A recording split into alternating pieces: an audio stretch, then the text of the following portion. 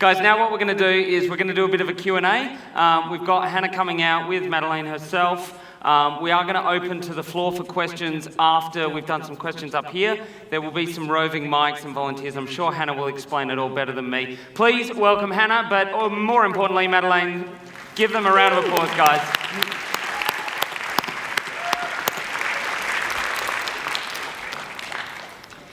Okay, that was super inspiring, Madelaine. Thanks. And we're going to start off. I've got a couple of questions first, but I will open up to the audience in about maybe 1 or 2, 3 or 4 questions. But I wanted to start off with asking you, you decided you wanted to do organic egg farming from a super young age of 8. I mean, how did you know that that was what you were passionate about at such a young age?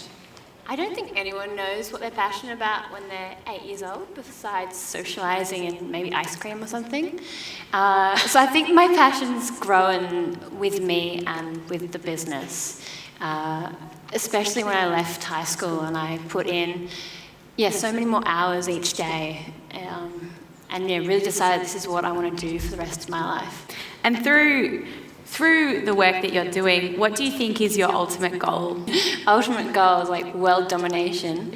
Nah. Chickens dominate. I would love for the farm, Hollyburton, to become a farm that is sustainably run in every way, that produces organic eggs for Melbourne's community, for you guys, but also becomes an educational facility so that other young people, anyone actually that wants to learn about egg farming or farming in general, could come, learn, get the experience and then go and set up their own farm anywhere, so that, Sydney has another organic Madelaine, for example, selling eggs there, or Adelaide, or even across the world. That would be really cool. Yeah. So you just want to provide organic eggs to the whole world? Yeah. And not a big deal. Obvious, stop factory farming in all kinds of ways with cows, sheep, pigs, and especially poultry. Yeah. That horrifies me when you saw my video, you saw these chickens running around free on green grass. To think about an animal being locked away in a cage for its entire life. It'd be horrible. Yeah, it is. Well, good on you. And I'm really interested in this concept of being so young and farming and doing this sort of stuff. But I don't think that there are a lot of people like you out there. What do you think would help getting young people back into sort of farming and not the city life? Like you spoke about, they prefer to go out partying and, Yeah. What do you think would kind of help people bring people out?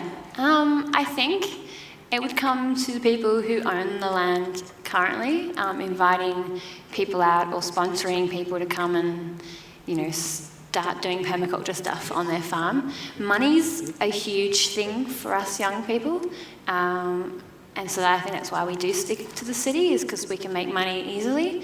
But that's where crowdfunding, you saw I crowdfunded $68,000 in 60 days.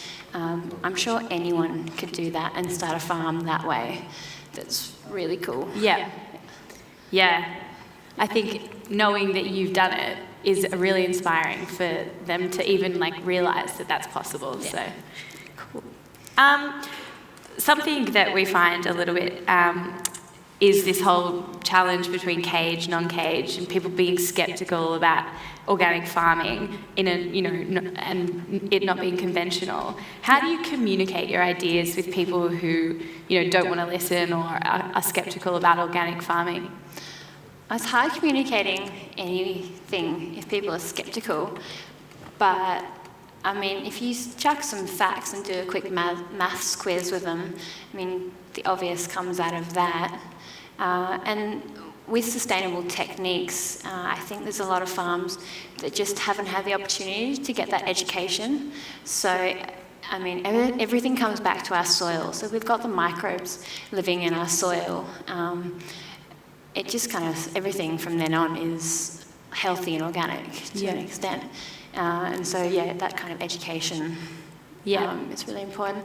So, I often advise people to follow Facebook groups or go to talks or events like festival21. It's just amazing. So we can all learn these things. It's pretty incredible.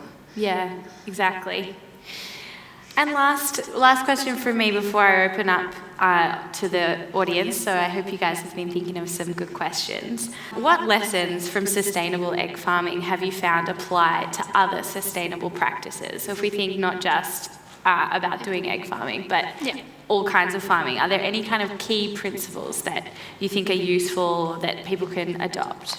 Okay, yeah, well, the main principle to me is rotation. So if you rotate vegetable crops or animals, or use animals and vegetables together, or animals under fruit trees, that whole idea of layering things, layering our food systems is the most sustainable thing I can think of, and the best advice I could give. Yeah, that'd be it. Okay. Rotation. And so does that mean like changing what you're putting in the soil? Yeah. So we have like 10 major paddocks on the farm, and so the chickens are in one for a bit, and they move to another one, and then the cows come in, and then the cows move, and then the sheep have an area, and they rotate through that as well. Yeah. So that whole rotation, so it's getting a mixture of different animals eating the grass, because each animal eats a different level of the grass and different types of the grass, and then also a variety of manure. So chickens have very high, they've got really strong manure, but a cow is quite soft, and a small and a big poo, obviously. Yeah. That's quite There's the poo to consider. Yeah. Okay, great. And we're now going to go to the audience.